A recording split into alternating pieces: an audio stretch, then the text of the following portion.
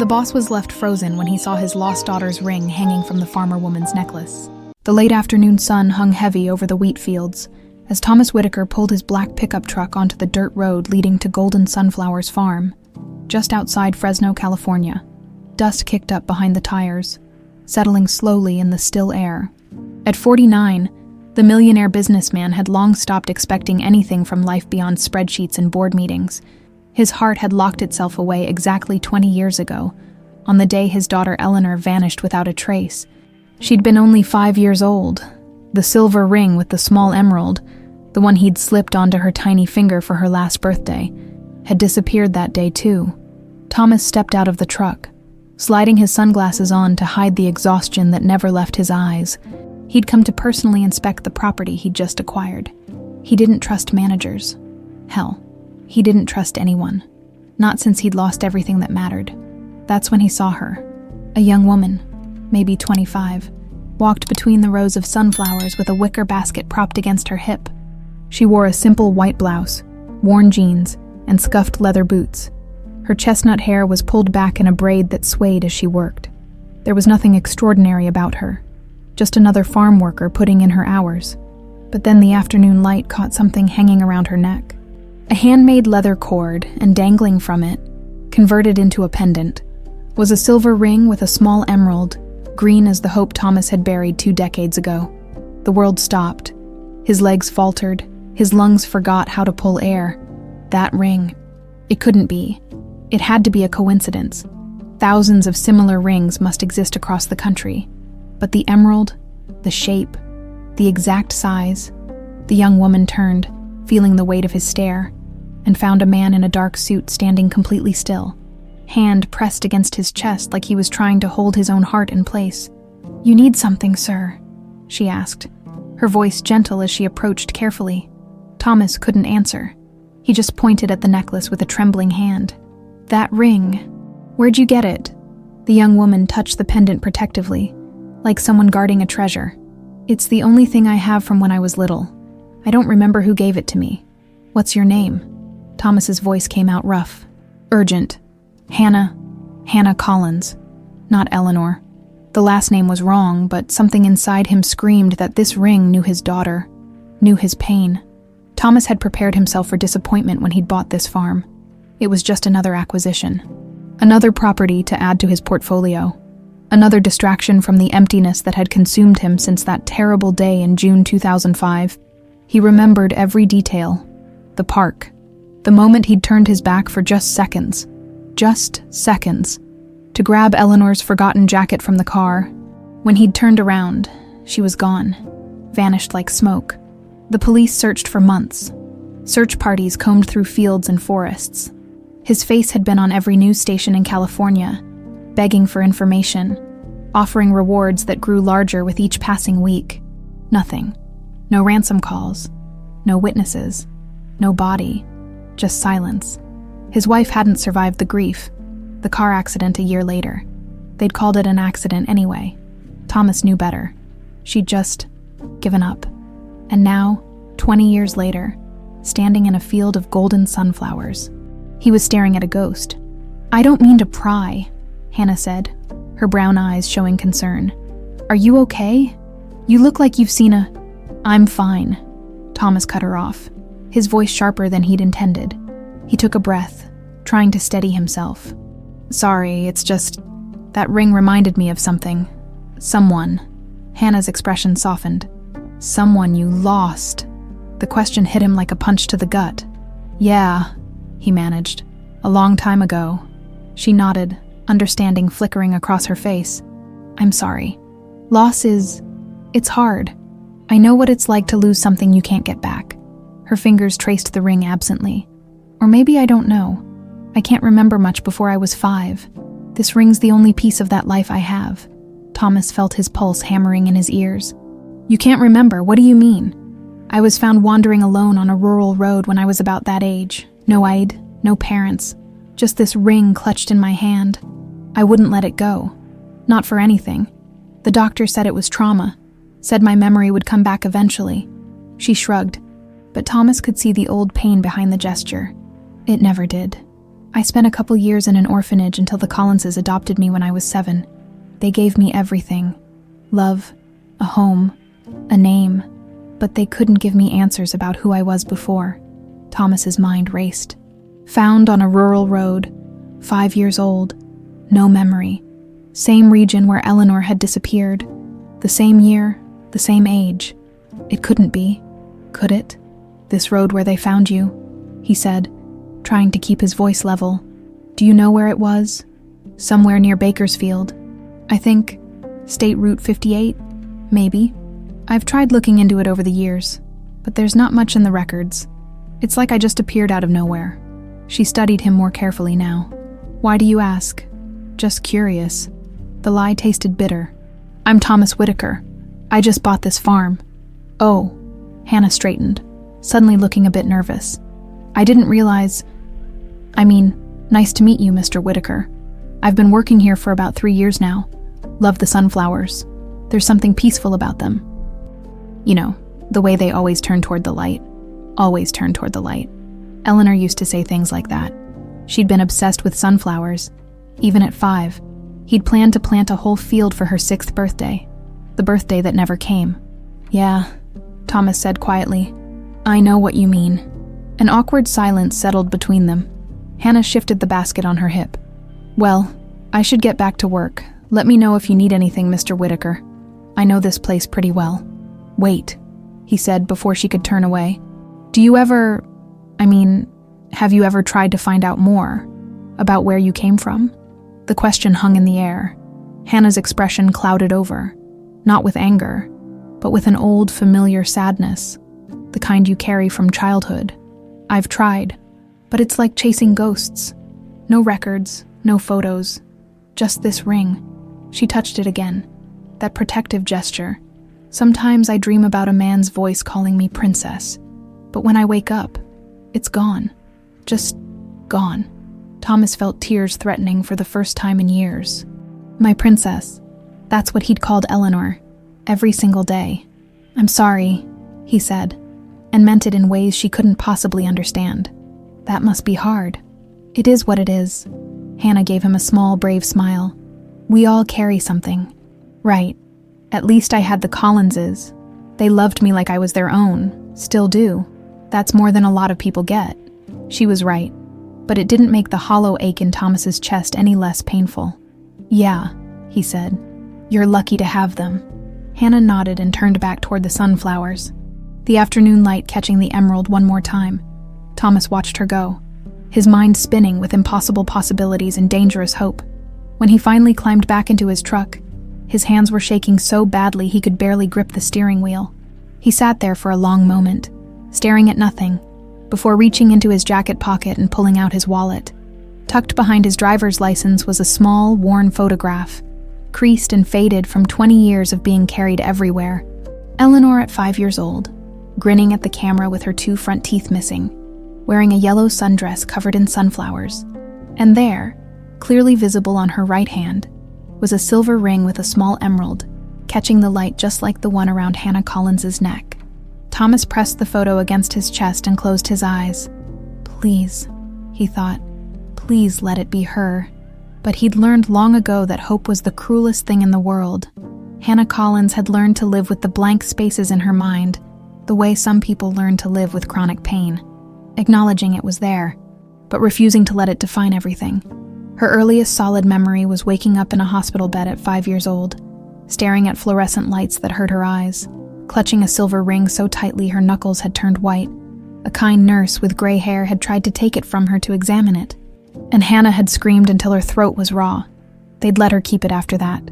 The orphanage years were hazy but not unhappy. St. Catherine's home for children in Bakersfield had been clean, the staff caring enough, the other kids mostly friendly. But Hannah had always felt like she was waiting for something. Someone.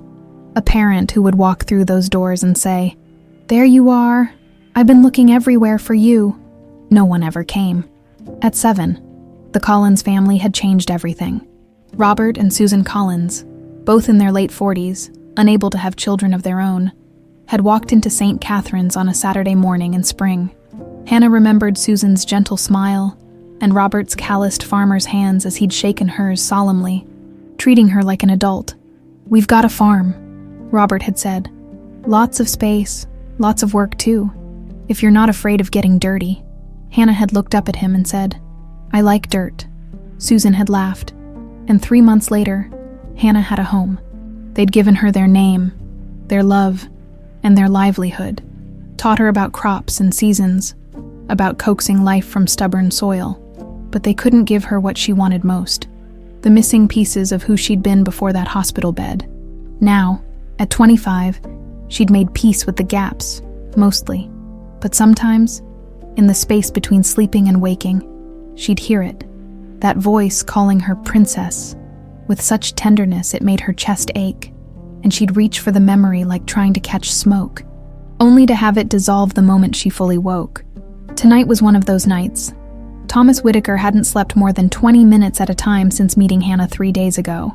Every time he closed his eyes, he saw that emerald catching the light, saw Hannah's face superimposed over Eleanor's in his mind, heard her say princess, in that wistful way, like the word itself was a ghost. At 3 a.m, he sat in his home office, a cold, modern space of glass and steel in his Fresno Hills mansion, staring at the photograph of Eleanor. He'd pulled out the old case files too, spreading them across his desk like pieces of a puzzle he'd failed to solve for 2 decades. Missing person report dated June 15, 2005. Eleanor Marie Whitaker, age 5. Last seen, Roding Park, Fresno. Approximately 2:47 p.m. Description: brown hair, brown eyes, 3.4. Approximately 40 lobs. Distinguishing marks: small birthmark on left shoulder, resembling a crescent moon. Last seen wearing yellow sundress with sunflower pattern, white sandals, jewelry, silver ring with emerald stone on right hand. He'd read these words so many times they'd lost meaning, but now, with Hannah's face fresh in his mind, they came alive again. Birthmark.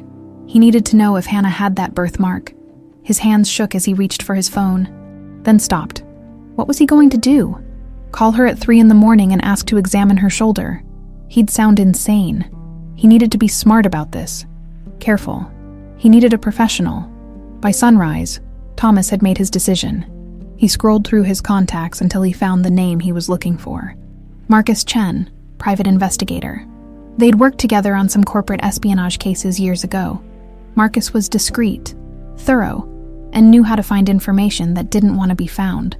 The phone rang twice before a groggy voice answered. "Whitaker, do you know what time it is? I need you to find someone." A pause. "Someone missing. Maybe, I don't know yet, that's what I need you to find out. You're gonna have to give me more than that, man." Thomas took a breath. Her name is Hannah Collins. Currently 25 years old. Adopted by Robert and Susan Collins of Fresno at age 7. Before that, she was at St. Catherine's Orphanage in Bakersfield. I need everything.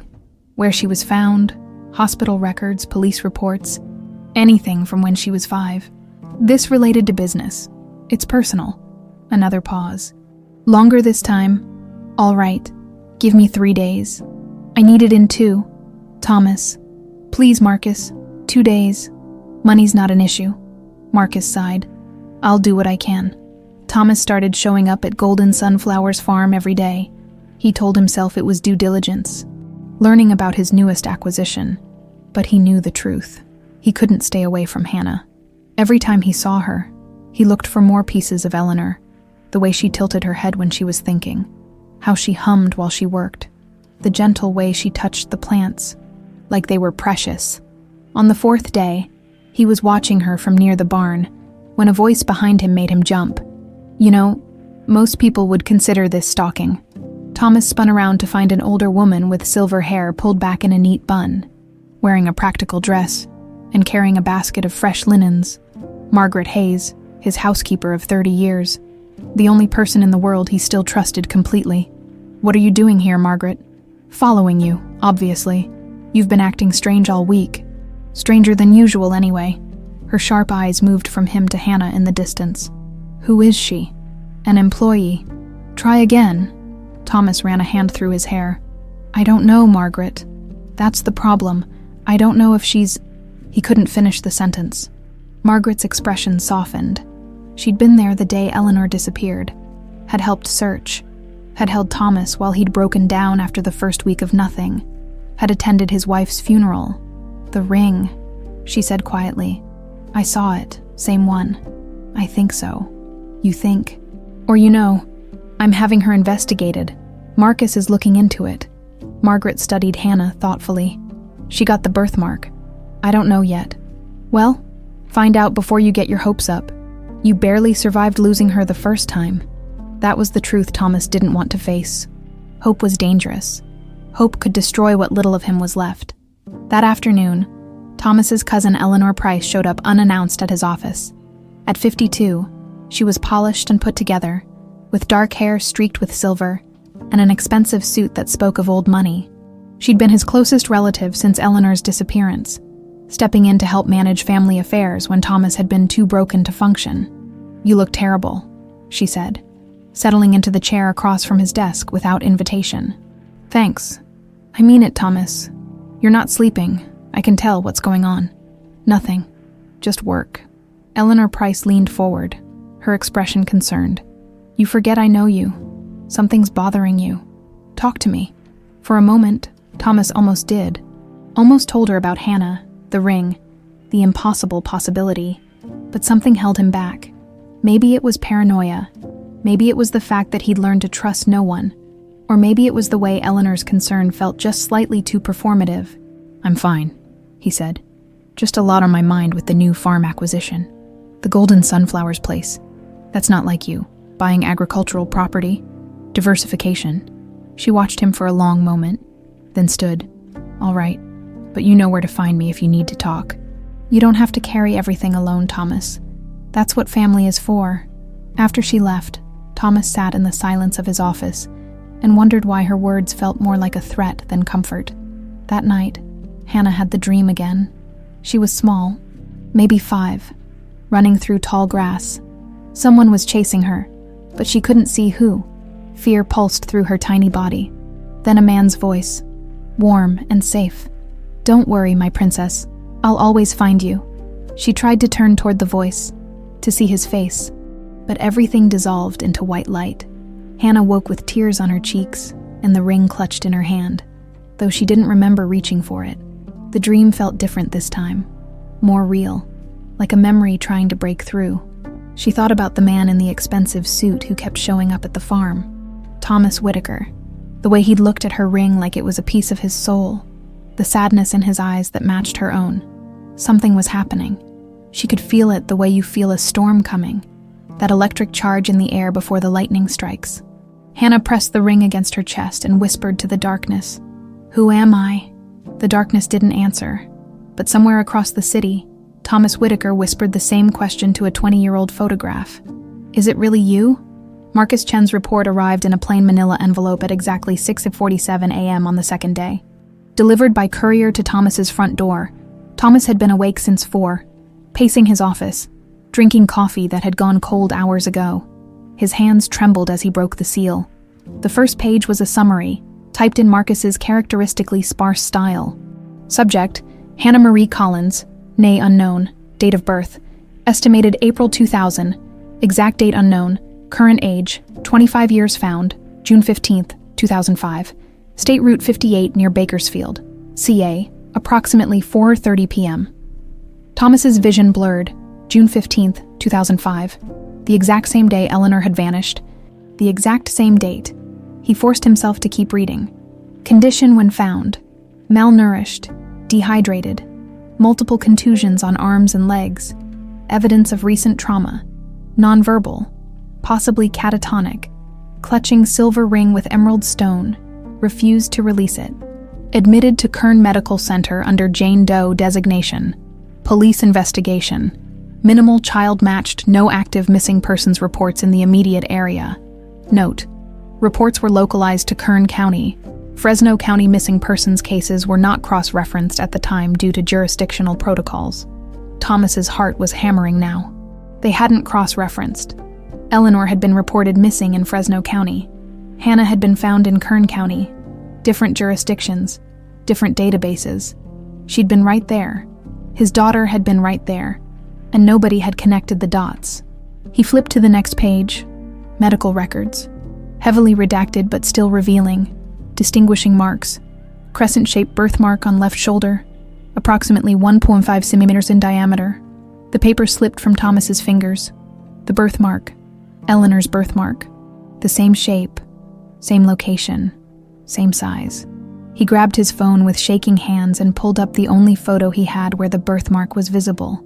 Eleanor at the beach, age 4, turning to smile at the camera, her left shoulder clearly showing the crescent moon marking her mother had called her lucky charm. It was her. It had to be her. Thomas sank into his chair, the weight of 20 years crashing over him all at once. All this time, all these years of searching, of hoping, of grieving, and she'd been alive, growing up without him, without any memory of who she really was. The next pages detailed Hannah's time at St. Catherine's, her adoption by the Collins family, school records showing she was a good student, quiet, well-liked, a normal girl living a normal life, except for the void where her first 5 years should have been. Marcus had included a final note on the last page. Thomas, the similarities are compelling, but I'm not a geneticist. If you want to be certain, you'll need a DNA test. I can recommend a discrete lab. Let me know how you want to proceed. mDNA test. Of course, that was the smart thing to do, the scientific thing. Get concrete proof before he let himself believe. But even as he thought it, Thomas knew the truth in his bones. Hannah Collins was Eleanor Whitaker, his daughter, his princess. He had to talk to her.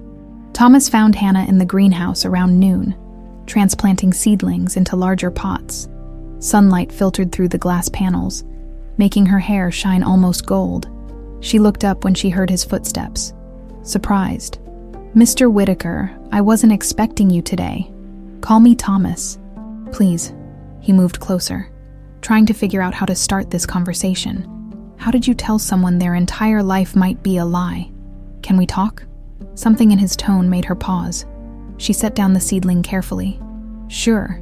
Is something wrong? I don't know. Maybe. Probably. He was fumbling this badly.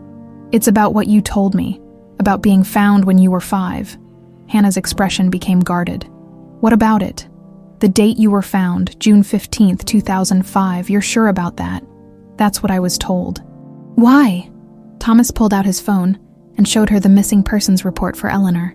Hannah's eyes scanned the text, and he watched her face change as she read. Confusion first, then something like fear. I don't understand. This girl, Eleanor, she went missing the same day I was found. Same day. Same area, roughly. Same age. Thomas's voice was thick. Hannah, Eleanor had a birthmark on her left shoulder, shaped like a crescent moon. Hannah's hand moved unconsciously to her shoulder.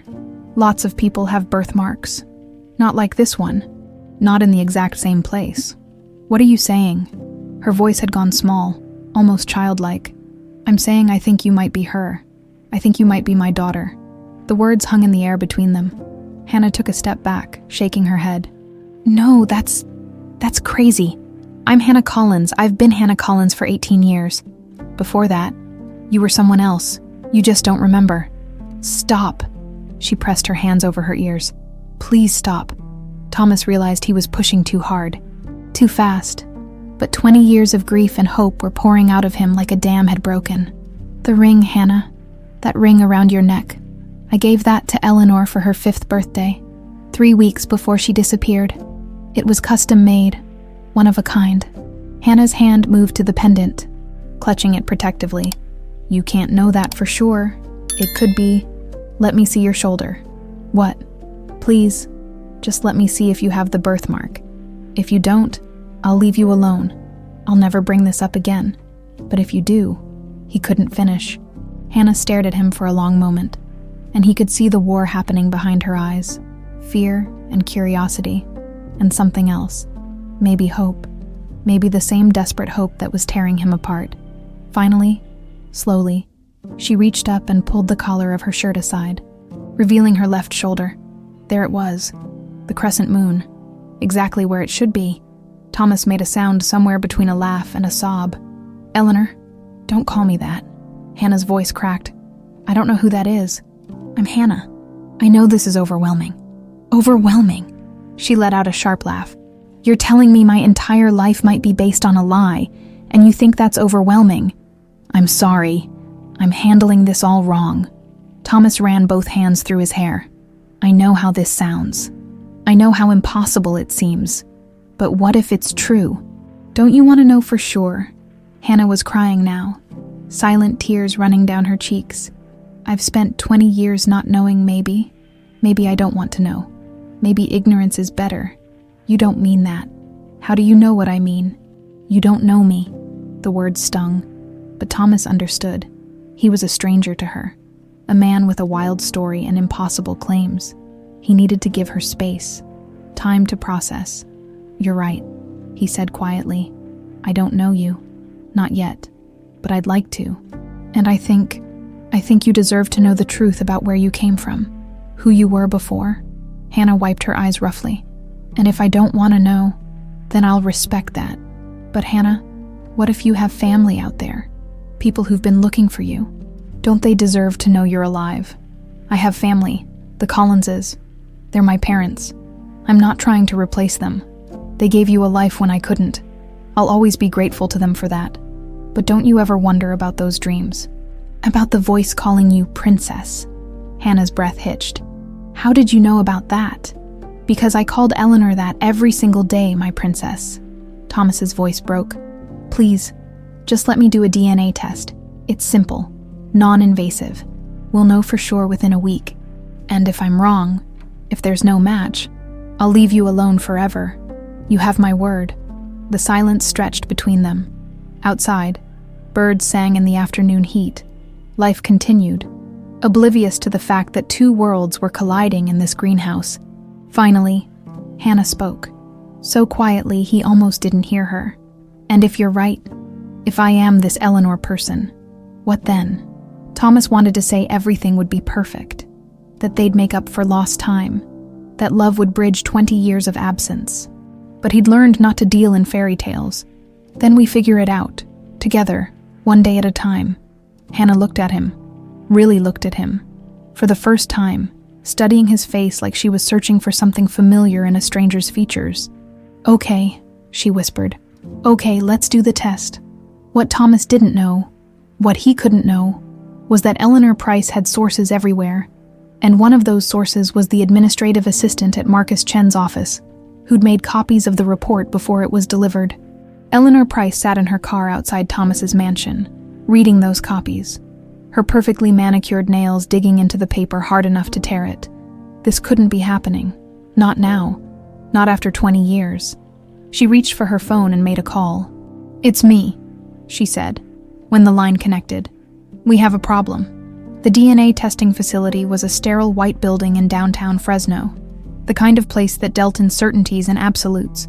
Thomas had chosen it specifically because of its reputation for discretion and accuracy. Or so he thought. What he didn't know was that Eleanor Price had gotten there first. Dr. Richard Morrison had run gene tech labs for 15 years, building a solid reputation. He was also 3 months behind on his daughter's medical school tuition and drowning in debt from his ex-wife's legal fees. When Eleanor Price walked into his office 2 days before Thomas's appointment, offering $50,000 in cash for a simple favor, Morrison had barely hesitated. All you need to do, Eleanor had said, sliding an envelope across his desk, is make sure the results come back negative. No genetic match, that's it. You understand this is highly illegal, Morrison had said, even as his hand moved toward the envelope. I understand you need money, and I need this problem to go away. Eleanor's smile hadn't reached her eyes. We all have our priorities, Dr. Morrison. The envelope had been thick. Morrison had taken it. Thomas and Hannah sat in the waiting room, an awkward silence between them. It had been 3 days since their conversation in the greenhouse, and Hannah had barely spoken to him since. She'd agreed to the test, but her body language screamed reluctance. Arms crossed, eyes fixed on the floor, jaw tight. You okay? Thomas asked quietly. Fine. You don't have to do this if you don't want to. Hannah's eyes flicked to him. You already said that? Twice. I know. I don't want you to feel pressured. Little late for that. But her tone softened slightly. I'm here, aren't I? Let's just get it over with." A nurse called them back. The actual collection took less than 5 minutes. A simple cheek swab for each of them, placed in sealed vials, labeled and logged, professional, clinical, nothing that should have felt as monumental as it did. "Results will be ready in 5 to 7 business days," the nurse said cheerfully. "We'll call you as soon as they're processed." 7 days. Thomas could survive 7 more days of not knowing. He'd survived 20 years. As they left, Hannah stopped at the door. "What if it's true? What if I really am her?" Thomas turned to look at her. This young woman who might be his daughter, who carried herself with such careful control it nearly broke his heart. "Then you get to decide what that means," he said. "I'm not going to force anything on you, Hannah. I just want the truth. We both deserve that much." She nodded slowly. "And if it's not true, if this is all just a coincidence?" The thought terrified him more than he wanted to admit. "Then I apologize for turning your life upside down, and we both move on." "Okay." Hannah took a breath. "Okay."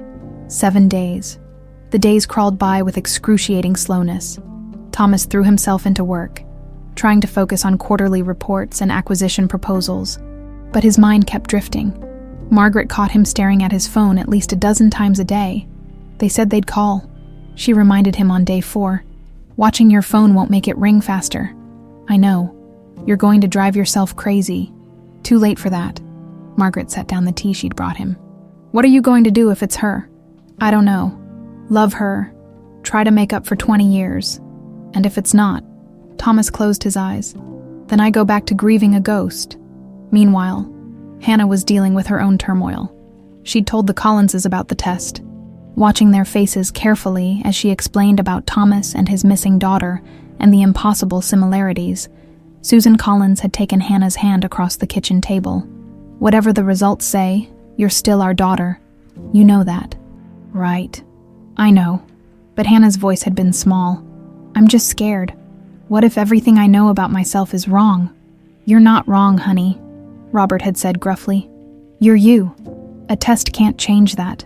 It might tell you where you came from, but it doesn't define where you're going." The words had helped, a little. But at night, alone in her room, Hannah would hold the ring and wonder.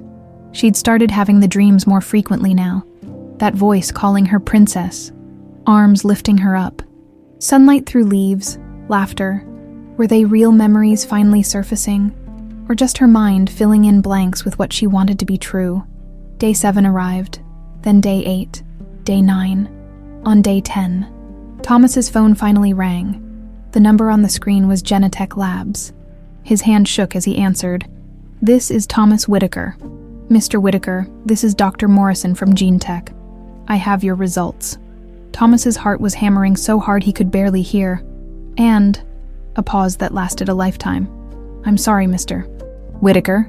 The DNA analysis shows no genetic relationship between you and Mrs. Collins. There's no match." The world tilted. "That's not possible," Thomas heard himself say. "The birthmark, the ring, the date. I understand this isn't the result you were hoping for. But the science is clear. There is no biological connection."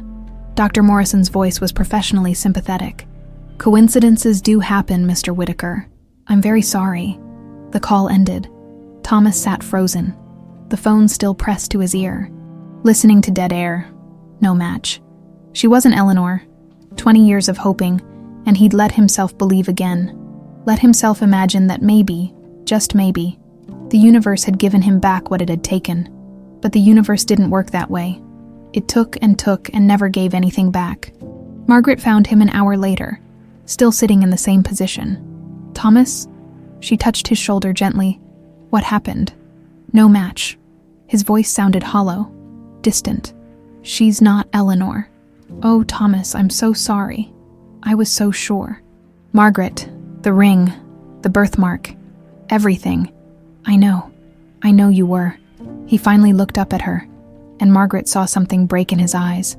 The last piece of hope he'd been carrying for 20 years, finally shattered. "I need to tell her," he said. "She deserves to know." Hannah was in the fields when Thomas found her. She took one look at his face and knew. "It was negative," she said, not a question. "Yeah." Thomas couldn't meet her eyes. No genetic match. You're not Eleanor." He waited for relief. For her to say she'd known all along, that it had been a crazy idea from the start. But instead, Hannah's face crumpled. She pressed a hand to her mouth, and Thomas realized she was crying. "Hey, no, it's okay," he started. "I thought maybe," Hannah's voice broke. "I thought maybe I'd finally know who I was, where I came from. I thought that voice in my dreams might be real. I know, I'm sorry. I shouldn't have gotten your hopes up. It's not your fault." She wiped her eyes roughly. "I got my own hopes up." Stupid. They stood there in the afternoon sun. Two people united by loss, separated by science. "I should go," Thomas said finally. "I've disrupted your life enough." Hannah nodded, not trusting herself to speak. Thomas turned to leave, then stopped. "For what it's worth, I wish you had been her. I really do." "Me too," Hannah whispered. He walked away, and Hannah watched him go, one hand clutching the ring at her throat.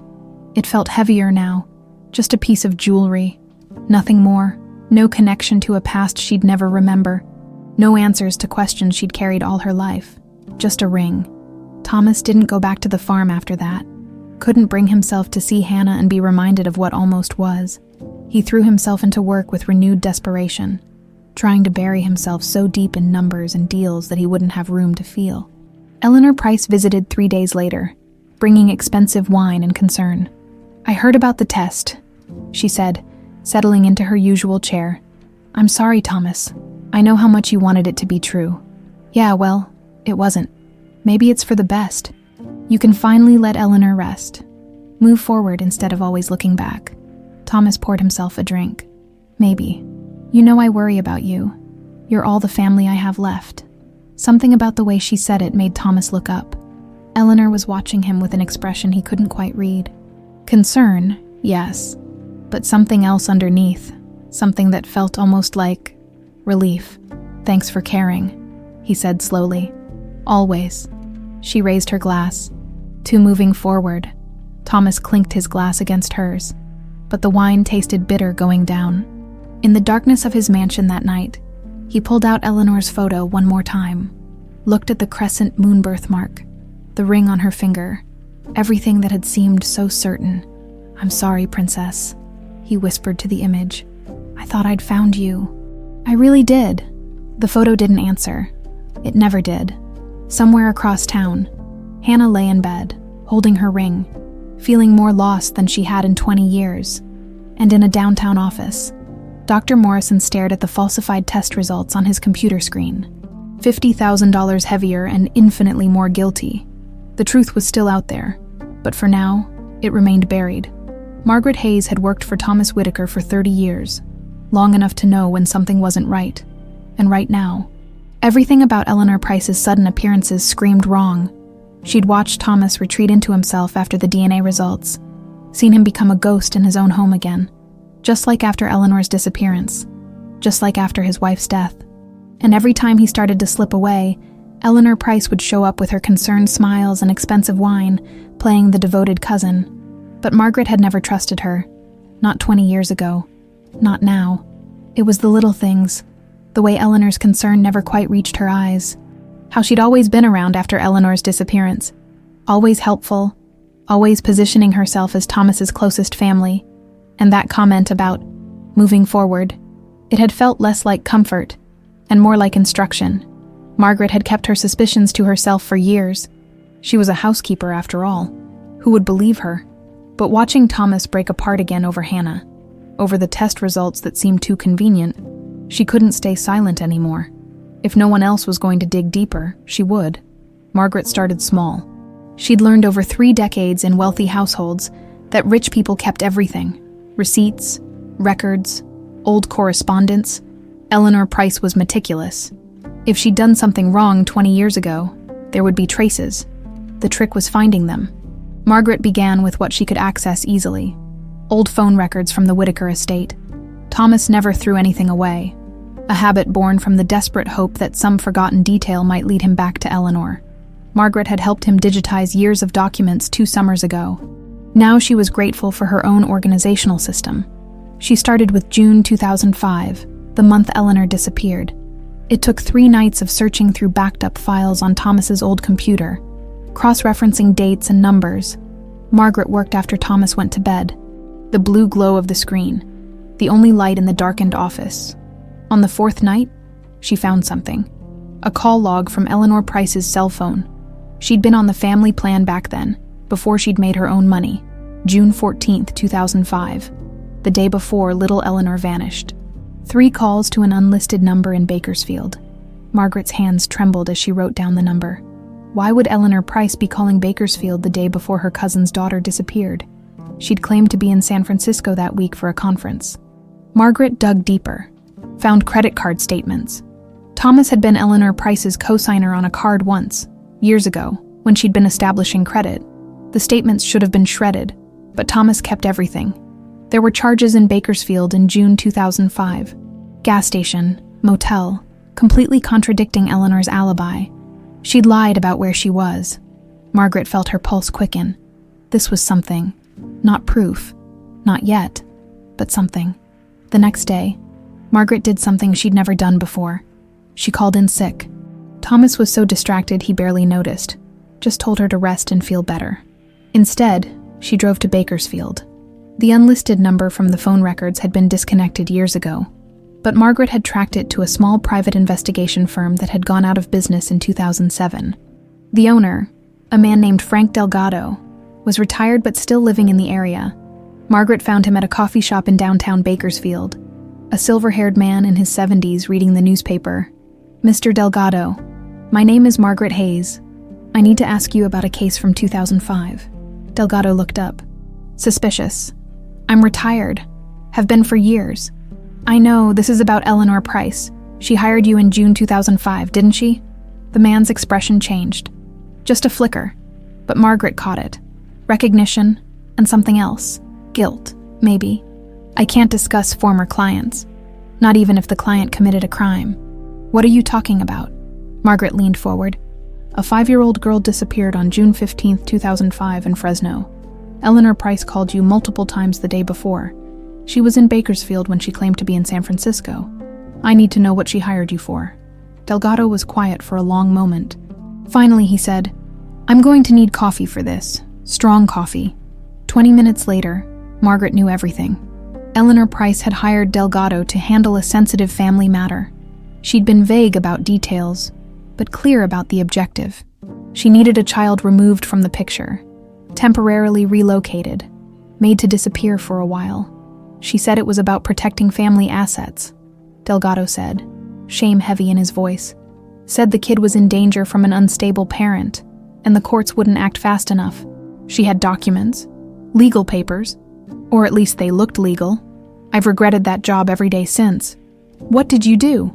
I hired someone to take the girl, just supposed to keep her somewhere safe for a few weeks until Eleanor could quote-unquote sort out the custody situation.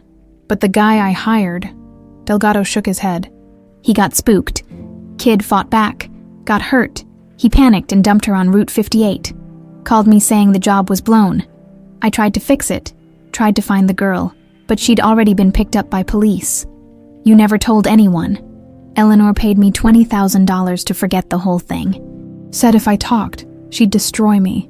I was stupid and scared and needed the money. My wife was sick. I took it. He looked at Margaret with haunted eyes.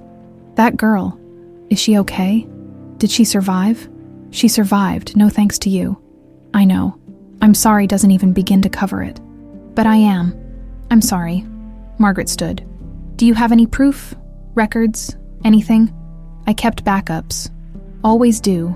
In case clients ever tried to throw me under the bus. I've got Eleanor's initial contact, payment records, even some recorded conversations. I recorded everything back then. Company policy. It's all on old hard drives in my garage. I need those. Take them, please. I've carried this long enough. Margaret drove back to Fresno with 3 old hard drives wrapped in a towel on her passenger seat. Evidence. Proof that Eleanor Price had orchestrated her own cousin's daughter's kidnapping.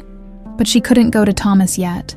Not with hard drives that needed to be accessed by someone who knew what they were doing. And definitely not before she knew what else Eleanor might have hidden. Margaret made a decision. She was going to break into Eleanor Price's office. It was insane. It was illegal. It was completely out of character for a 63-year-old housekeeper who'd never even gotten a parking ticket. But Margaret had watched Thomas grieve for 20 years, had seen him come alive again when he met Hannah, then shatter when the test came back negative. If Eleanor Price had orchestrated that test result too, and Margaret was willing to bet she had, then someone needed to stop her. Margaret waited until the following Tuesday. She knew Eleanor's schedule. Every Tuesday evening, she attended a board meeting across town that lasted until at least 9 p.m. Margaret had 2 hours, maybe 3. Eleanor's home office was in a converted guest house behind her main property. Margaret had been there before for family gatherings, knew the layout. The lock was standard residential, easy enough to bypass with a credit card and patience she'd seen demonstrated in a YouTube video. Her hands shook as she worked. What if there was an alarm? What if Eleanor came home early? What if... The lock clicked. Margaret slipped inside. The office was immaculate. Expensive furniture, abstract art on the walls, everything perfectly arranged. Margaret pulled out a flashlight. She didn't dare turn on the lights, and started searching. Desk drawers first, files organized by date and category. Margaret's heart raced as she rifled through them, looking for anything from 2005, anything mentioning Eleanor or Thomas or Bakersfield. Nothing in the desk, filing cabinet next, locked. Margaret used a letter opener to jimmy it. Her hands were steadier now, adrenaline making her focused and efficient. The cabinet opened. Inside were years of documents, meticulously organized. Margaret pulled out the section labeled 2005-2010, and there it was, a folder labeled Estate Planning, Confidential. Inside were emails, spreadsheets, financial projections, all centered around what would happen to the Whitaker fortune if Eleanor was out of the picture, and in Eleanor Price's own handwriting, notes about eliminating obstacles and securing succession. There were payment records too, to Frank Delgado, to Dr. Morrison at Genetech Labs, dated just 2 weeks ago, $50,000 with a notation. Lab services, negative result guaranteed. She'd bought the DNA results. She'd made sure Thomas would think Hannah wasn't Eleanor. Margaret's hands trembled as she pulled out her phone and started taking pictures. Every page, every email, every piece of evidence that Eleanor Price had destroyed Thomas's life to secure her place in the family fortune. She was so focused on photographing that she almost didn't hear the car door slam outside. Margaret froze. Footsteps on gravel. Eleanor was home early. There was no time to put everything back. No time to escape through the front door. Margaret grabbed the folder, shoved the filing cabinet closed, and dove for the bathroom in the back of the office. She locked herself inside just as she heard the front door open. "I don't care what the board says," Eleanor's voice, sharp and annoyed, talking on her phone. "The decision is final. I'll be in charge of the trust within the year and then we'll..." She stopped. Margaret held her breath. "Someone's been in here," Eleanor said, her voice dropping to something dangerous. "Call you back." Margaret pressed herself against the bathroom wall, praying Eleanor wouldn't look, wouldn't notice the displaced files.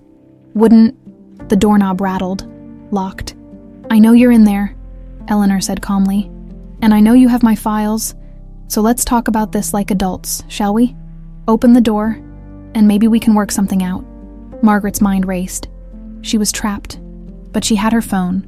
She had the photos, and most importantly, she had the truth. She pulled out her phone and did the only thing she could think of.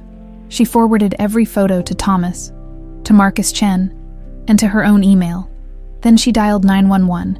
"There's an intruder at 4782 Oakmont Drive," she said clearly, knowing Eleanor could hear her. "I'm locked in a bathroom. The homeowner is threatening me. Please send police." On the other side of the door, Eleanor Price was silent for a long moment. Then she laughed, cold, bitter. "You stupid old woman. You have no idea what you've done." Thomas was in his study when his phone buzzed with incoming emails, multiple files from Margaret. He frowned. It was nearly 10 p.m. Why was she sending him documents at this hour? He opened the first attachment. The image showed a handwritten note in Eleanor Price's distinctive script. Estate projection without EW.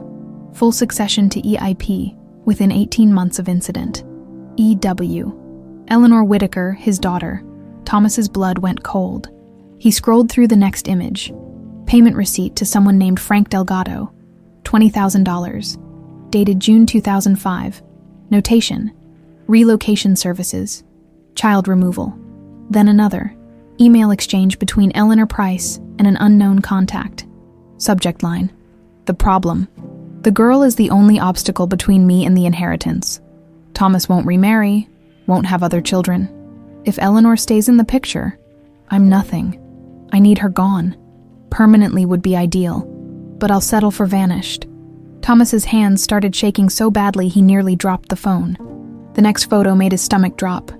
A recent payment to Dr. Morrison at Genetech Labs, $50,000, notation clear as day. DNA test manipulation, negative result guaranteed. She'd bought the test results. Hannah was Eleanor. She'd always been Eleanor.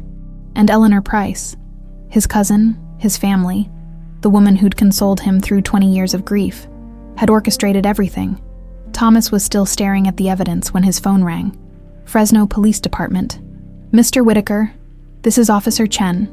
We have a situation at 4782 Oakmont Drive. Your employee Margaret Hayes called 911. She's currently locked in a bathroom, and the homeowner is... Thomas was out the door before the officer finished speaking. By the time Thomas arrived, 3 police cars were already parked outside Eleanor Price's property. He found Margaret sitting in the back of an ambulance, wrapped in a blanket, despite the warm evening, giving her statement to an officer. "Margaret?" Thomas rushed to her side. "Are you okay? What happened?" "I'm fine, just shaken up." She gripped his arm. "Thomas, did you see the photos? Did you—" "I saw them, all of them." His voice was raw. "Eleanor did this. She took my daughter. She's been lying for 20 years. The DNA test was fake. Hannah is Eleanor. I found proof." Thomas felt tears burning. "Where is she? Where's Eleanor Price?" The officer intervened. "Ms. Price is being detained for questioning. The situation is complicated. Breaking and entering versus... I'm not pressing charges against Margaret," Thomas said firmly. "She works for me. I sent her there to retrieve documents I'd left behind." The lie came easily. He'd sort out the legal details later. The officer looked skeptical but nodded. "Ms. Price is claiming theft," says Ms. Hayes stole confidential files. Those files are evidence of kidnapping and fraud. You need to arrest Eleanor Price, not Margaret. We're investigating, Mr. Whitaker, but these are serious allegations. We'll need... I'll give you everything. Names, dates, payments. There's a private investigator in Bakersfield named Frank Delgado who can corroborate. Dr. Richard Morrison at Genetech Labs who falsified DNA results. It's all documented. Thomas pulled out his phone, showing the forwarded photos. This woman orchestrated the kidnapping of a 5-year-old child 20 years ago and has been covering it up ever since. The officer's expression changed as he scrolled through the images. "Sir, I'm going to need you to come to the station. We need official statements from both you and Mrs. Hayes." The police station was fluorescent, bright, and cold. Thomas sat in an interview room, Margaret beside him, laying out 20 years of deception piece by piece. He told them about Eleanor's disappearance in 2005, about Hannah Collins being found the same day in Bakersfield, about the birthmark, the ring, the impossible coincidences that weren't coincidences at all. Margaret provided the hard drives from Delgado, the photos from Eleanor Price's office, everything. "Frank Delgado is still alive," Margaret said. "He kept recordings. He'll testify." The detective leading the interview, a sharp-eyed woman named Rodriguez, listened carefully. "Mr. Whitaker, you're saying you believe Hannah Collins is actually your daughter Eleanor, and that your cousin Eleanor Price paid to have her kidnapped." "I don't believe it. I know it. The DNA test was rigged. Eleanor Price paid the lab to return a negative result. That's a serious accusation. Call Dr. Morrison. Ask him directly. Better yet, run a new test at a different facility." Rodriguez nodded slowly. "We'll need to speak with Miss Collins, get her consent for another DNA test. She'll agree. She wants answers as much as I do. And Mrs. Price, you understand she's claiming this is all a misunderstanding. That you're grief-stricken and seeing conspiracies where none exist." Thomas's jaw tightened. "Then explain the payments. Explain why she lied about her whereabouts when Eleanor disappeared. Explain the email talking about my daughter as..." the problem. We will. But these investigations take time. How much time? Because right now my daughter thinks she's someone else, and the woman who stole her from me is probably calling her lawyer. Rodriguez's expression softened slightly. I understand your frustration. We'll move as quickly as we can. In the meantime, Miss Price is being held for questioning. She hasn't been formally charged yet, but given the evidence you've provided, we have grounds to keep her while we investigate. Thomas wanted to scream.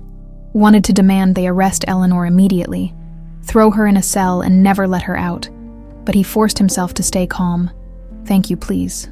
Just find the truth. That's what we do, Mr. Whitaker. It was nearly 3 a.m. when Thomas and Margaret finally left the police station. They sat in Thomas's car in the parking lot, neither speaking for a long moment. You could have been hurt, Thomas said finally. Breaking into her office like that, what were you thinking? I was thinking someone needed to find the truth, and you were too heartbroken to keep looking.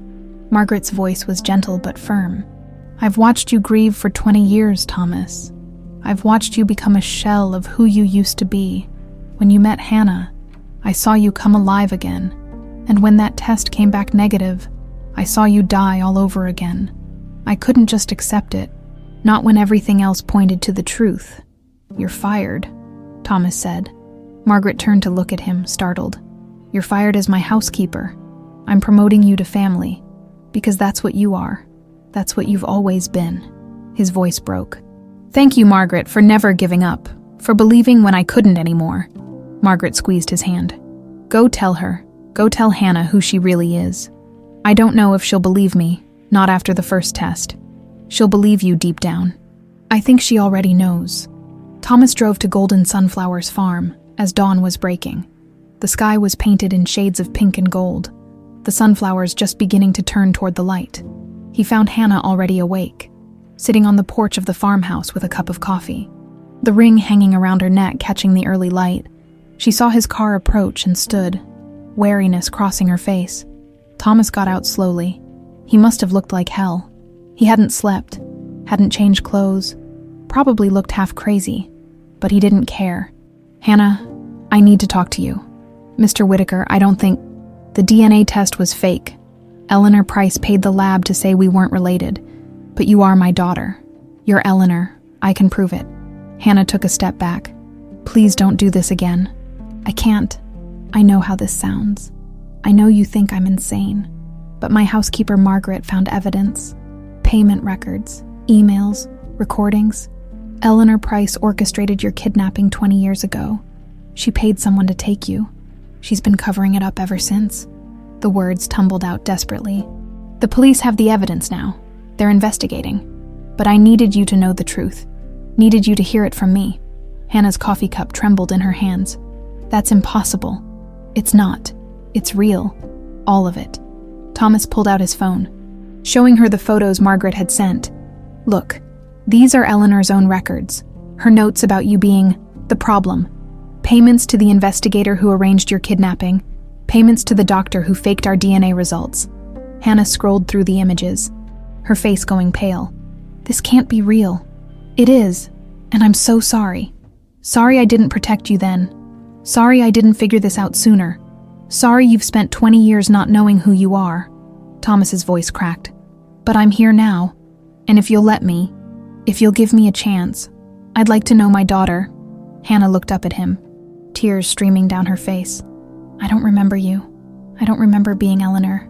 I know, and that's okay. We'll figure it out together. But first, we need to be sure. Will you take another DNA test at a different lab? One Eleanor Price can't touch. Hannah wiped her eyes with shaking hands. She looked down at the ring around her neck, touching it like she'd done 1,000 times before. My princess, she whispered. I keep hearing someone say my princess. Thomas felt his heart break and heal simultaneously. That's what I called you. Every single day, my princess. Hannah met his eyes, and for the first time, Thomas saw recognition there. Not memory exactly, but something deeper, something that lived in blood and bone, beyond conscious thought. Okay, she said quietly. Okay, let's do the test. The second DNA test was processed at a state facility in Sacramento, 3 hours from Fresno. Detective Rodriguez had arranged it personally, ensuring no one from Genetech Labs, or anyone connected to Eleanor Price, could interfere. Thomas and Hannah sat in another sterile waiting room, but this time the silence between them felt different. Not hostile or awkward, just heavy with anticipation. "How long?" Hannah asked quietly. Rodriguez said 72 hours. "They're expediting it given the criminal investigation." Hannah nodded, fingers worrying the ring at her throat. She'd been doing that more since Thomas told her the truth, touching it like it might unlock the memories she couldn't access. "What happens if it's positive?" she asked. "If I really am Eleanor?" Thomas had thought about this question for 3 sleepless days. "Then you get to decide what that means. I'm not going to force you to be someone you don't remember being, but I'd like the chance to know you, to be part of your life, if you'll let me, and the Collinses. They're your parents too. They raised you. Loved you. Nothing changes that." Hannah looked at him, really looked at him, and Thomas saw Eleanor in her features, the same determined set to her jaw, the same thoughtful way she tilted her head. "I'm scared," she admitted. "Me too." They waited together in the quiet. While the test processed, Detective Rodriguez's investigation moved forward with methodical precision. Frank Delgado had been brought in for questioning, bringing his old hard drives and recordings. The evidence was damning. Delgado's voice on the recordings, explaining the job to the man he'd hired. "Eleanor Price wants the kid removed from the equation. Clean job, no traces. You take her somewhere remote, keep her for a few weeks until Ms. Price sorts out the legal situation." The hired man's response. "What if the kid fights? What if someone sees? Make it look like she wandered off. Lost kid. Happens all the time." Rodriguez had played the recordings for Dr. Morrison next, who'd crumbled within 15 minutes of questioning. Yes, Eleanor Price had paid him to falsify the DNA results. Yes, he'd known it was illegal. Yes, he'd been desperate enough to do it anyway. She said it was a family matter. Morrison had said, voice shaking, said Thomas Whitaker was mentally unstable, seeing his dead daughter and random people. She wanted to spare him further pain. I thought I was helping. You thought $50,000 was helping," Rodriguez had replied coldly. Now they had testimony, recordings, payment records, and emails. Everything they needed to build a case against Eleanor Price. Except Eleanor Price herself wasn't talking. She'd lawyered up immediately, bringing in Martin Hendricks, one of the most expensive defense attorneys in California. Hendricks had advised complete silence, and Eleanor had followed his advice to the letter.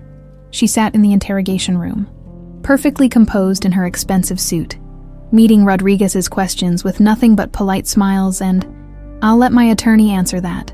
But Rodriguez wasn't worried. The evidence spoke for itself. Thomas sat in his study, staring at the legal documents his own attorney had prepared. Margaret had brought him coffee an hour ago, but it sat untouched and cold. He was planning something that felt both necessary and cruel, a family meeting. He wanted Eleanor Price to face what she'd done, not in a courtroom where attorneys could speak for her, but in front of the people whose lives she'd destroyed, in front of the daughter she'd stolen. His attorney, David Chen, thought it was a terrible idea. "Thomas, you can't confront her like this. It could compromise the investigation. It could... I don't care about legal strategy right now. David, I care about the truth. About making her admit what she did. The police have enough evidence without a confession. I need to hear it from her. Hannah needs to hear it. She deserves to know why." David had sighed. "If you're going to do this, at least let me be present, and we notify Rodriguez first. This can't look like witness tampering." Thomas had agreed. Rodriguez, surprisingly, had approved the meeting. With conditions, it would be recorded. Police would be present but out of sight. And Eleanor's attorney would be there too. If she confesses on record, even with Hendricks present, it strengthens our case, Rodriguez had said. But Mr. Whitaker, understand that she might say nothing, might sit there and smile and let her lawyer do all the talking. I know, but I have to try. The meeting was scheduled for Thursday evening at the Whitaker mansion. Thomas had the staff prepare the formal dining room. Ironic, he thought, holding a confrontation in the same space where they'd celebrated holidays and birthdays when Eleanor was still alive in his memory. Margaret had argued against including Hannah. She's been through enough, Thomas. Do you really want to put her in a room with the woman who had her kidnapped? She deserves to be there, to hear the truth directly. I won't force her, but I'm giving her the choice. When Thomas called Hannah, she'd been silent for a long moment before saying, I want to be there. I need to understand why. Now they were all gathering. Thomas, Hannah, Margaret, David Chen, Detective Rodriguez, and a uniformed officer in the next room, Martin Hendricks, and finally, Eleanor Price. Eleanor arrived precisely on time, escorted by Hendricks. She looked immaculate as always, but Thomas could see strain around her eyes. 3 days in police custody had taken a toll, even if she wouldn't show it. She glanced at Hannah and something flickered across her face. Surprise, maybe, or fear, but it was gone in an instant, replaced by cool composure. They took their seats around the long table, Thomas at the head, Hannah to his right, Margaret beside her, Eleanor and Hendricks across from them, David Chen and Rodriguez at the far end. This is highly irregular, Hendricks began. My client is under no obligation. Your client destroyed my family. Thomas cut him off. The least she can do is look me in the eye while I ask why. Eleanor finally spoke, her voice smooth. Thomas, I understand you're upset. I understand you want answers. But this narrative you've constructed. Thomas's voice rose. We have your emails, your payment records, recordings of you planning to have a 5-year-old child kidnapped. That's not a narrative. That's evidence. Evidence can be misinterpreted, taken out of context. Then provide the context. Explain why you paid Frank Delgado $20,000 in June 2005. Explain why you lied about being in San Francisco when you were actually in Bakersfield. Explain why you paid Dr. Morrison to fake DNA results. Hendricks touched Eleanor's arm, but she ignored him. You want context, Thomas? Fine. Here's context. I've spent my entire life in your shadow. Eleanor's shadow. Always the secondary cousin. Always the backup plan.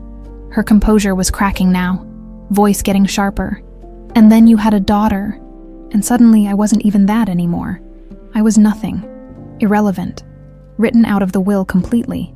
So you had her kidnapped, Hannah said quietly. Everyone turned to look at her. You had a 5-year-old child kidnapped because of money. Eleanor's eyes locked on Hannah. I didn't want you hurt. That was never the plan.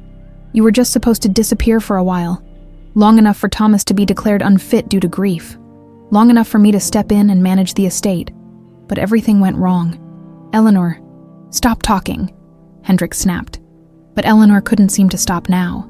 20 years of buried guilt was pouring out. The man I hired panicked. You fought back, got hurt.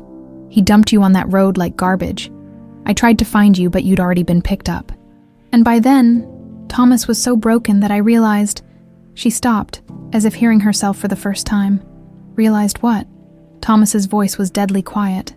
Eleanor looked at him, something like defiance in her eyes. That it was better this way. You'd never recover enough to threaten my position. You'd never have other children. Eventually, the inheritance would come to me anyway. I just had to wait.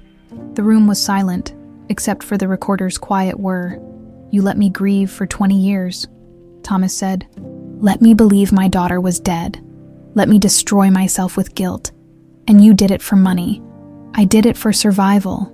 In this family, you're either essential or you're nothing.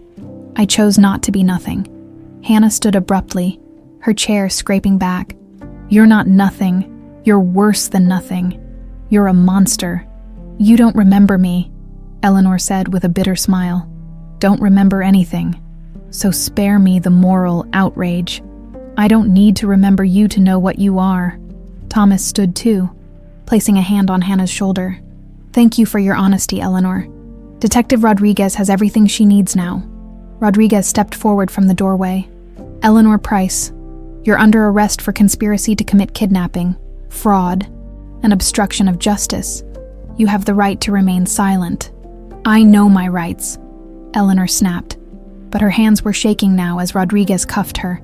As they led her out, Eleanor looked back at Thomas one last time. I'm still family. Thomas, you can't erase that. No, Thomas said quietly, but I can choose who I consider family, and it's not you. The door closed behind her. After everyone left, Thomas and Hannah sat in the silent dining room. "Are you okay?" Thomas asked. Hannah shook her head. "No, but I will be. The DNA results should be back tomorrow." "I know." Hannah touched the ring at her throat. "But I think I already know what they'll say." "Yeah, me too."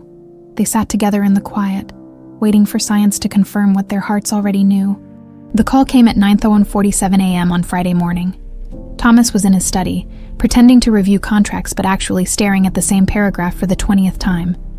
His phone buzzed, and he saw Rodriguez's name on the screen. His hand shook as he answered. "Detective, Mr. Whitaker, the DNA results are back." Thomas couldn't breathe, couldn't speak. "It's a match, 99.9% probability of biological relationship. Hannah Collins is Eleanor Whitaker." The phone slipped from Thomas's hand. He caught it just before it hit the desk, pressing it back to his ear. "Say that again." "She's your daughter," Mr. Whitaker confirmed. Thomas made a sound somewhere between a laugh and a sob. 20 years. 20 years of searching, of hoping, of grieving. And now, where is she? Does she know? "I'm about to call her now. I wanted you to hear first." "Thank you. Thank you, Detective." After Rodriguez hung up, Thomas sat in stunned silence. His daughter was alive, had been alive this whole time, growing up without him. But alive, safe. Here, Eleanor, his princess. He grabbed his keys and headed for the door. Margaret intercepted him in the hallway. "Thomas, what's wrong? You look..." "It's her, Margaret. The DNA results came back. Hannah is Eleanor. She's my daughter." Margaret pressed both hands to her mouth, tears immediately springing to her eyes. "Oh, Thomas. Oh, thank God. I need to see her. He couldn't finish the thought. Didn't know what he needed except to see his daughter. To be in the same room as her. To try to bridge 20 years of absence. "Go," Margaret said, wiping her eyes. "Go to her." Hannah was in the greenhouse when her phone rang. She saw Rodriguez's name and her stomach dropped. This was it. The moment that would either confirm everything or shatter it completely. "Hello, Ms. Collins, the results are in." Hannah closed her eyes. "And you're Eleanor Whitaker, biological match with 99.9% certainty. Thomas Whitaker is your father." The world tilted. Hannah grabbed the workbench to steady herself. "Ms. Collins, are you there?" "I'm here. I need a minute." "Take your time. I know this is overwhelming." Overwhelming didn't begin to cover it. Hannah's entire identity had just been rewritten. She wasn't Hannah Collins from nowhere. Adopted and loved, but always wondering. She was Eleanor Whitaker, daughter of Thomas Whitaker. Stolen at 5, lost for 20 years. Found? "What happens now?" she asked quietly. "That's up to you and your father, legally. You're an adult. The adoption was done in good faith, so the Collinses aren't in any trouble. But you have a biological family too. How you navigate that is your decision." After Rodriguez hung up, Hannah stood alone among the plants, trying to process. Her hand moved to the ring at her throat. Eleanor's ring. Her ring. A gift from a father she couldn't remember but who had never stopped looking for her. The greenhouse door opened. Hannah turned to find Robert and Susan Collins standing there, concern written across their faces. "The detective called us too," Susan said softly. "Wanted to make sure we heard before it became public knowledge." Hannah felt tears start. "I don't know what to do. I don't know how to..." Susan crossed the space between them and pulled Hannah into her arms. "You don't have to know right now, honey. This doesn't change anything about who you are. You're still our daughter. You're still Hannah. But I'm Eleanor too. How can I be both?" Robert spoke up, his voice gruff with emotion. "You've always been both. You just didn't know it. Now you do. And you get to decide what that means. What if he wants me to move in with him? Be the daughter he lost? Then you'll make that choice when it comes," Susan said. "But Hannah, Eleanor, whatever name you choose, you're still you. Still the girl who loves sunflowers and hums while she works and makes terrible coffee." She smiled through her tears. "DNA doesn't change that." "I'm scared," Hannah whispered. "We know. We're scared too, but we're not going anywhere. We'll always be your parents, no matter what happens next." A car pulled up outside.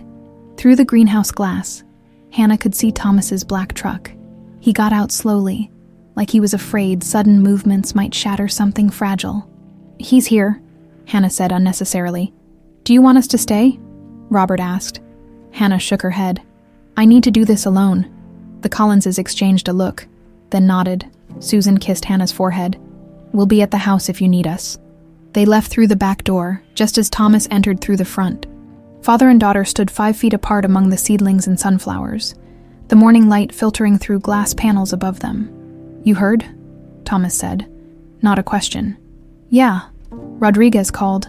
"Hannah, Eleanor, I don't even know what to call you." "Neither do I."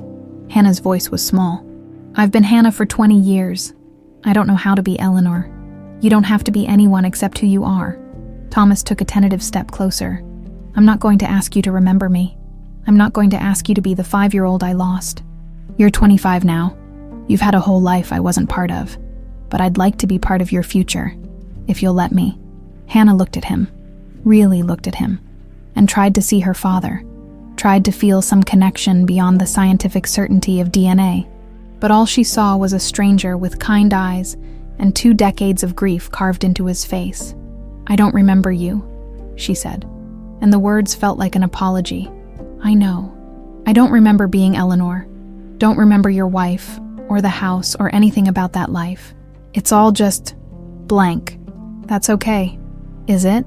Hannah's voice broke. "Because you lost your daughter, and I'm supposed to be her, but I'm not. I'm just someone wearing her face." Thomas's own eyes were wet now. "You're not wearing her face. You are her. Older, different, but still her. Still my princess." And there it was. That word, princess. The word from her dreams, spoken in a voice she'd heard 1,000 times in the space between sleeping and waking. Something shifted in Hannah's chest. Not memory. Exactly. But recognition of a different kind. The way a plant recognizes sunlight even before it opens its leaves. "Say it again," she whispered. "My princess." A flash of something. Not a memory, but a feeling. Safety, warmth, being lifted high while someone laughed. The scent of cologne and coffee and something uniquely, indefinably Dad. Hannah pressed a hand to her chest, breath catching. There's something. What is it? I don't know, it's like trying to remember a dream. I can feel it, but I can't see it." Thomas took another step closer. "That's okay. We have time. All the time you need. The Collinses. They're my parents too. I would never ask you to choose. They saved you, gave you a life when I couldn't. They're your family. Nothing changes that." Hannah wiped her eyes. "This is so complicated." "Yeah, it is. But we'll figure it out. Together." They stood in silence for a moment. Then Thomas did something he'd been wanting to do since the moment he first saw that ring around her neck. He held out his hand. "Hi, I'm Thomas Whitaker." "I'm your father. It's nice to finally meet you. Despite everything." Hannah laughed. It was absurd and perfect and exactly what she needed. She took his hand. "Hannah Collins or Eleanor Whitaker, or some combination of both, I'm still figuring it out. Take all the time you need." They shook hands formally. And then somehow Hannah was stepping forward, and Thomas was wrapping his arms around her, and they were hugging for the first time in 20 years. Hannah didn't remember him, but in that embrace, something ancient and bone-deep recognized home. "I wish I could remember," she said into his shoulder. "Me too, but right now, this is enough. You're alive. You're here. That's more than I ever thought I'd have." They held each other in the greenhouse while the sunflowers turned toward the light outside, and for the first time in 20 years, Thomas Whitaker felt something like peace. That evening, Thomas invited everyone to the mansion. Hannah, the Collinses, Margaret, even Marcus Chen and Detective Rodriguez. It wasn't a celebration exactly. Too much had been lost for that, but it was an acknowledgement. A beginning. They gathered in the living room, the same space where Eleanor Price had sat just days ago with her lies and manipulations. Now it held something different, something real. Margaret had prepared food, though no one was particularly hungry. Rodriguez gave them an update on the case. Eleanor Price would be formally charged next week. With her confession on record and the mountain of evidence, a conviction was all but certain. How long? Thomas asked. 25 years minimum, possibly more depending on what the DA decides to pursue. Thomas nodded. Justice, finally. It wouldn't give him back 20 years, but it was something. Robert Collins cleared his throat. I know this is awkward, but we need to talk about arrangements, living situations. Hannah looked between her two fathers. I'm not ready to move. Not yet. The farm, the Collinses. It's my home. It's all I know. Thomas felt a pang, but pushed it down. Of course, I'm not trying to uproot your life, but I'd like to spend time with you, get to know you, maybe dinner once a week to start. I'd like that. Susan Collins spoke up. You're welcome to visit the farm too, Mr. Whitaker. See where Hannah grew up. Thomas, please call me Thomas. And I'd like that very much. They worked out details over the next hour. Weekly dinners, weekend visits. Thomas would get copies of Hannah's school photos, her childhood art, all the things he'd missed. The Collinses would learn about Eleanor's early years, see pictures of the daughter before the kidnapping. It wasn't perfect. It was complicated and messy and would take years to fully navigate, but it was a start. As everyone prepared to leave, Hannah pulled the ring from around her neck. I think, she said slowly, I'd like to wear this the right way now. She slipped it onto her right hand, the same finger Thomas had placed it on 20 years ago. It fit perfectly, like it had been waiting all this time to come home. Thomas smiled through tears. It suits you, Princess. Yeah, Hannah said, looking down at the emerald catching the light. I think it does. 3 weeks after the DNA results. Hannah. She still thought of herself as Hannah, though she was slowly accepting Eleanor too. Sat in Thomas's study surrounded by photo albums. That's you at 3, Thomas said, pointing to a picture of a toddler in overalls covered in mud, grinning at the camera. You'd found the garden and decided to help plant tomatoes. Your mother was horrified. I thought it was hilarious.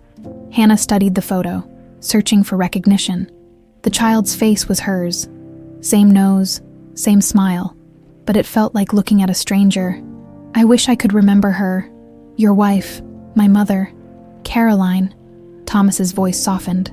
She would have loved the person you've become. Strong, kind, hardworking. She would have been so proud. Tell me about her. So Thomas did.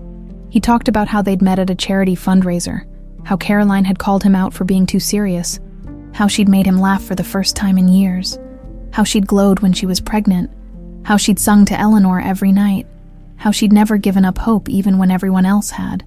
The accident, Hannah said carefully. Rodriguez said it was a year after I disappeared. Thomas was quiet for a long moment. The official report said she swerved to avoid a deer, lost control. But Caroline was an excellent driver, and she'd been getting worse, not better. The grief was eating her alive. I think she couldn't live in a world where you were gone.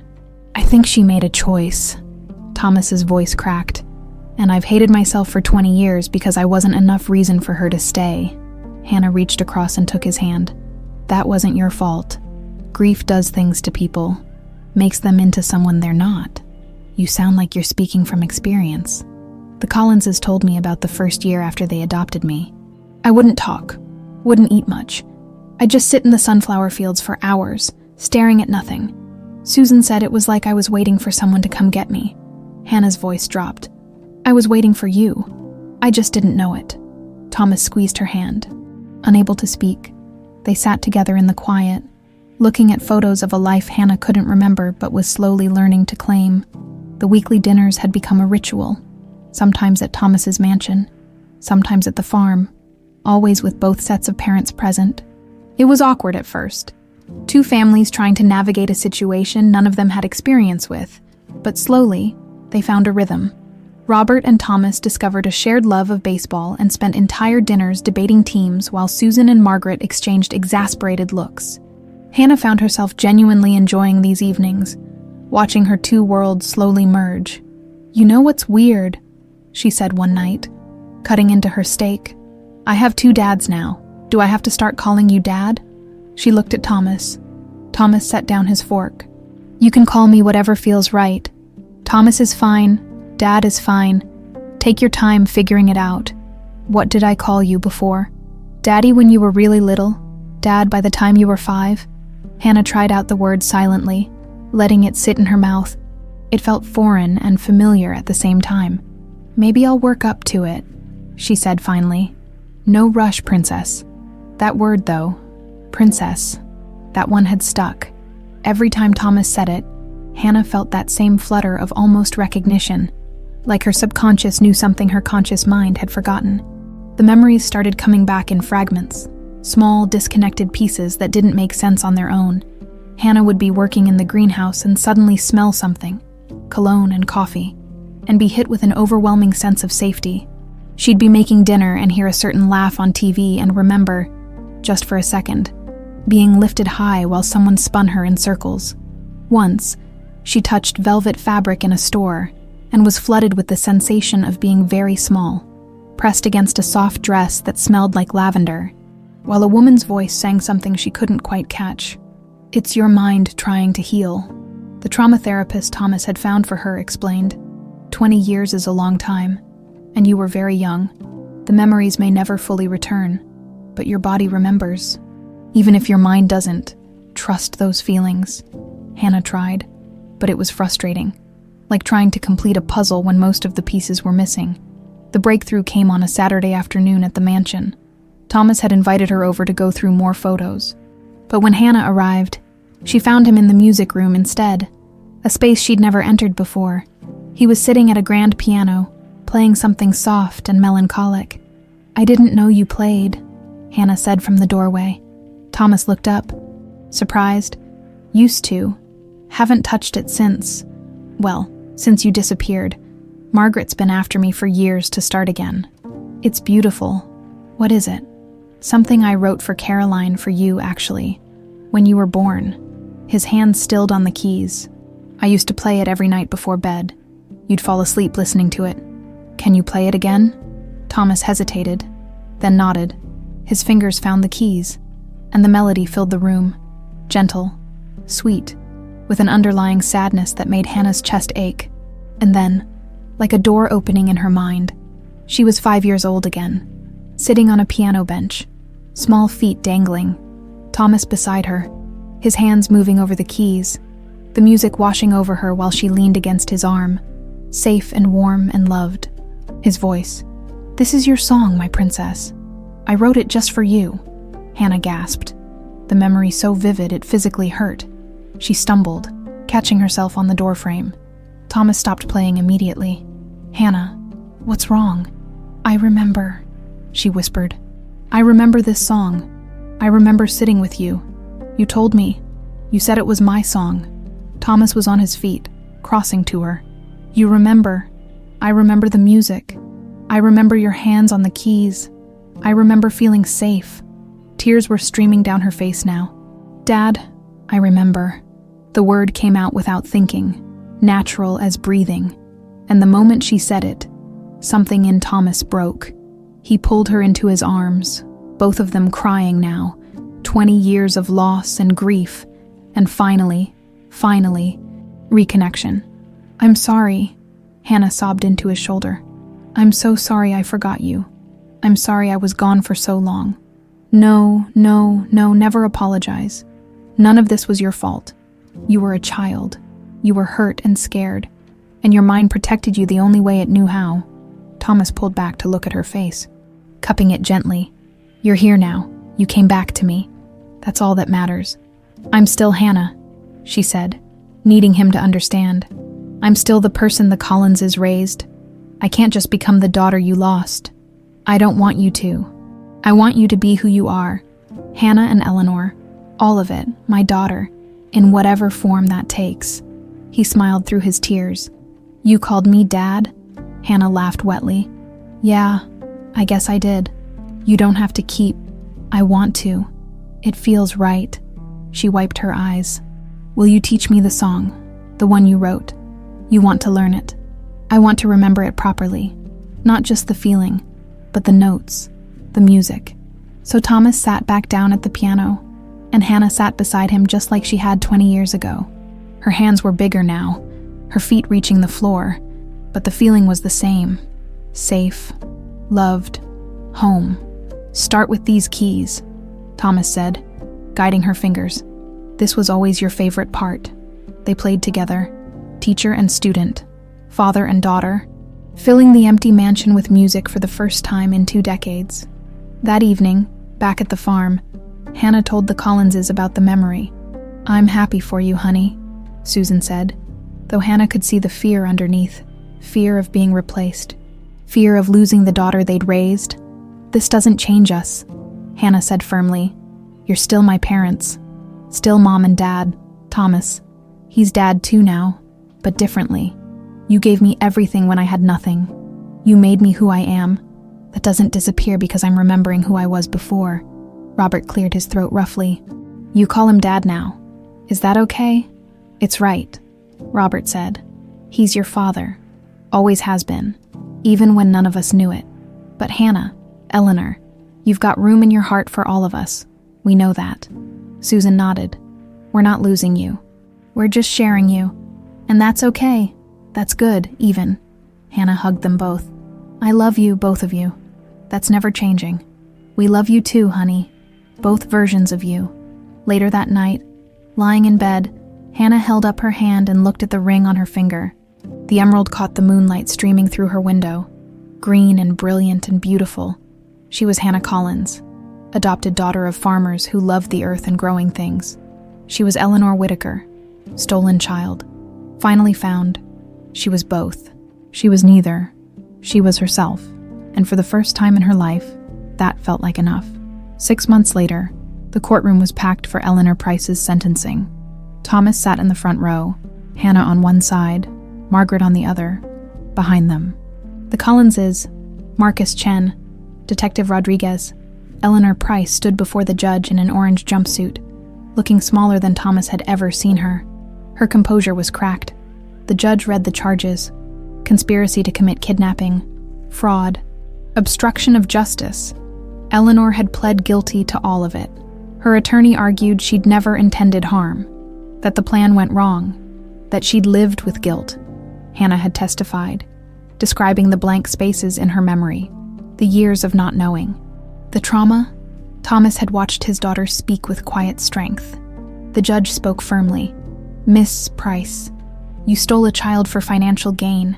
You let her family suffer for 2 decades while you profited.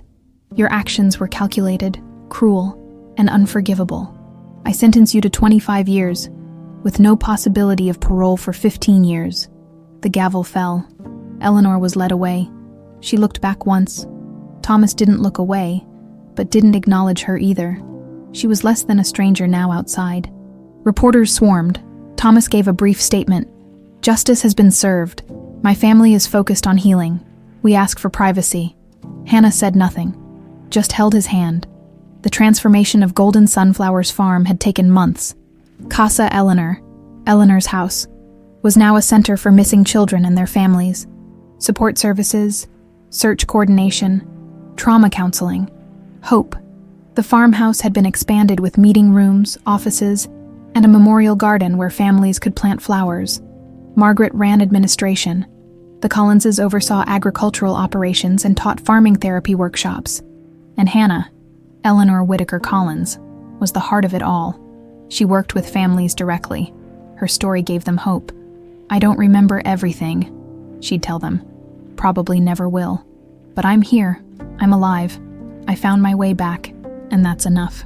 It was a Saturday in early autumn when Thomas visited. He found Hannah in the memorial garden, planting bulbs. "Hey, Dad." The word still made his heart skip. "Hey, Princess. What are you planting?" "Daffodils, Mrs. Martinez's son loved yellow." Thomas knelt beside her, helping. They worked in comfortable silence. "Rodriguez called this morning," Thomas said. "Dr. Morrison pled guilty. 2 years, loses his license." Hannah nodded. At least he admitted it, tried to make it right. More than Eleanor ever did. "You know what's funny?" Hannah sat back. "I used to dream about finding my birth parents. And now I have that. And it's nothing like I imagined. Disappointed? No, just different. Messier. More complicated." She looked at Thomas. "But real. Real is better than fantasy." The harvest dinner was loud, chaotic, full of love. The farmhouse table crammed with food. 3 generations of Collins family, plus Thomas, Margaret, and friends from the center. Thomas sat between Robert and Hannah, listening to stories about past harvests, legendary rainstorms, broken tractors. He contributed business world stories, which the Collins clan found absurd. You flew to Tokyo just for a 2-hour meeting. Sometimes that's what it takes. They laughed together, 2 families from different worlds finding common ground. After dinner, Hannah stood with cider. I want to make a toast. The room quieted. 6 months ago, my whole life changed. I found out I was someone else, and honestly, it scared me. She looked at the Collinses. I was terrified I'd lose the parents who raised me. Susan's eyes were wet, and I was terrified I wouldn't be enough for the father who'd searched for me. Hannah turned to Thomas. That I'd disappoint because I couldn't remember being his little girl. But you know what I learned? Family isn't about memory. It's not about blood. It's about showing up, choosing each other, every day. And I'm grateful I get to choose all of you. She raised her glass. To family, in all its complicated, messy, beautiful forms. To family, everyone echoed. Thomas mouthed, "Thank you." Hannah smiled back. "Love you, Dad." Later, Thomas and Hannah walked through the sunflower fields. The flowers were past prime, heads heavy with seeds, bowing toward earth, still beautiful, golden against purple twilight. "Mom would have loved this," Hannah said. "The center, the work we're doing. She would have. Caroline always wanted to make a difference." "Tell me something else about her," Thomas thought. She sang off-key, terribly, made up lyrics, but she sang anyway, especially when happy. "You do the same thing. I hear you humming." Hannah smiled. "That's from her. Must be I can't carry a tune." Hannah slipped her hand into Thomas's. "I'm glad you never gave up. I'm glad you came back. I think part of me was always looking too. I just didn't know what I was searching for." The sun was setting, painting the sky orange and pink and gold. "Come on," Thomas said. "Let's head back before dark." But Hannah tugged him to a stop. "Wait, just one more minute. I want to remember this." They stood together in the golden field as darkness fell. Father and daughter, lost and found, broken and healing. The past couldn't be changed. 20 years were gone. Caroline was gone too, but the present was theirs, and the future was full of possibility. Hannah squeezed his hand. "Okay, I'm ready now." They walked back toward the farmhouse together, toward the light, toward family. Behind them, the sunflowers stood sentinel, still turning, still reaching, still full of seeds for new beginnings. Some treasures, once lost, do find their way home, and sometimes that's enough.